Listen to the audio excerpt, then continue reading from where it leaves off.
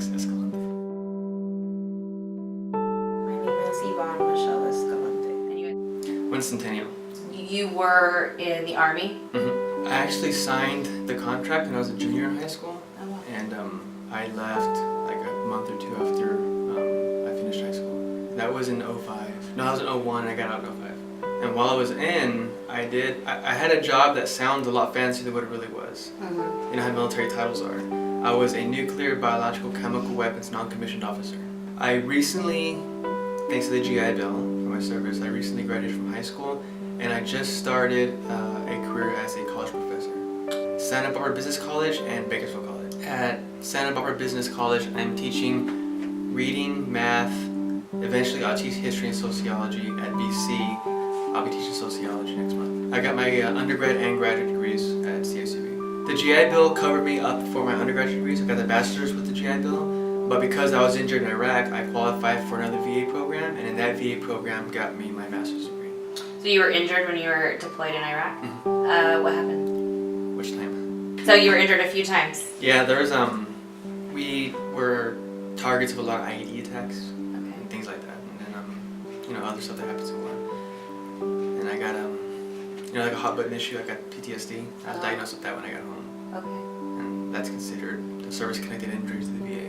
I worked at a business located on Rosa Highway, and I was on my way to work in the morning. I used to ride a motorcycle, and I got kind of hit by a semi-truck. My friends in the military were making fun of me. He's like, "You made it through Iraq, and you wait till you get home to get killed?" And I was like, "Yeah." Oh my gosh. So you were riding a motorcycle, and you on Rosa Highway, and a diesel hit you? Did it run a red light, or was it just not looking? What happened? Those divides in the median where you can make a left-hand turn across traffic, and it's clear, obviously. He was in one of those, and he was turning into the Flying J refinery, close to Fruitvale. And I had just made a left onto Rosa Highway from Fruitvale, and he claims he didn't see me, even though I was on a bright blue motorcycle at 9 in the morning with my headlight on. Oh my gosh. So he says he didn't see me, and he just pulled out and hit me. Oh wow. Essentially, if you point somewhere on me, I probably broke it somehow or another. Oh my gosh. I had a lot of injuries, and honestly, I don't really remember any of that, so Yvonne could probably tell you more than I can because I was in a coma. And not much memory back then. How long were you in a coma? Like a month or two or something? I think it was like a week.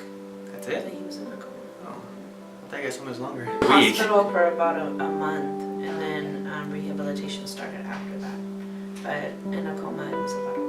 What did the doctors say after you came out of your coma with your injuries? What did they say was your prognosis? That much I really don't remember. They just said it's going to be a long recovery. They weren't sure if he would make a full recovery.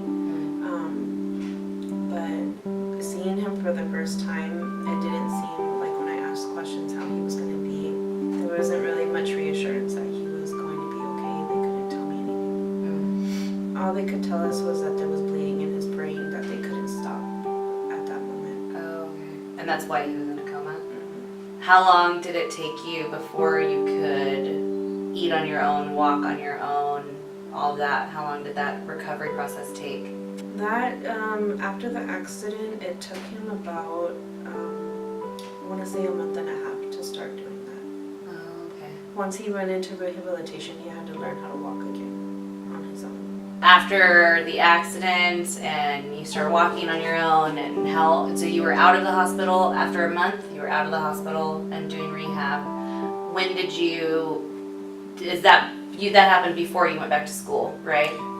My memory comes back to me when I started doing outpatient rehab after the accident. And before the accident, I had applied for a job in federal law enforcement, and I passed the background check, the written exam, the physical, and the interviews and all that. I was just waiting for a date to go to the academy on the East Coast. And then I got in the accident. I remember being out of the hospital at home, starting outpatient rehab, and they called me to go to the academy. And it seemed like a standard question they kind of have to ask like on a script. Have you been in an accident or injury since the last time we saw you? I'm like, well, I have. And she kind of sounded surprised because no one probably says yes. And then she was on her computer, okay, we need release from your physician saying you can go back to work. Well, that took 8 months to get that, so I think that sounded red flags. So they ended up pulling that job offer from me. So I decided, well, I'll go back to school then. Okay. And what year did you go back to school? What year was that? 2010. In 2010. And you went straight into Cal State? No, I went to BC. You went to BC first? I went to BC first for 2 years, and I got an AA on the way out, and then I transferred to Cal State. And when did you graduate from Cal State with your master's? Last year in summer 2016. You started 2 jobs, teaching. So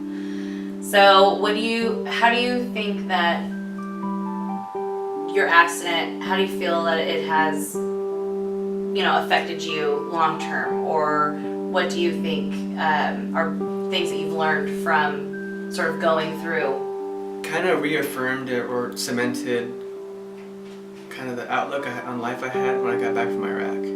Like when I was in Iraq, that's what the military really does to you, especially going to like any combat. You really learn the difference between the things you need and the things you want. And when I was in Iraq, I remember talking to friends, and you end up talking a lot about home because that's what you really want when you're there. And a conversation we often had was, what's the first thing we do when you get home? And a lot of the guys, because we're all 20, 21 years old, a lot of the guys are like, I can't wait to get home. I'm gonna hug my family, put on some civilian clothes, and go to the bar and just get drunk. And that's all they wanted to do. Or me in my head, and that sounds like kind of boring, but all I want to do is go home and hang out with my family, have a good meal, and watch a movie, and not worry about somebody shooting me. Right. So after the accident, it just kind of cemented that my family is the most important thing to me. Friends are nice, but friends can come and go. My family is what is always going to stay. So after the accident,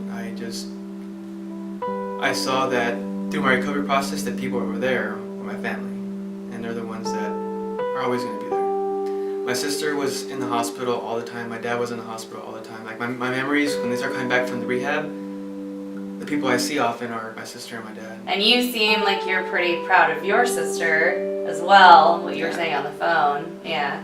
Yeah, the things that she can do, like I can't imagine how she can do it. Like she's a really tough girl.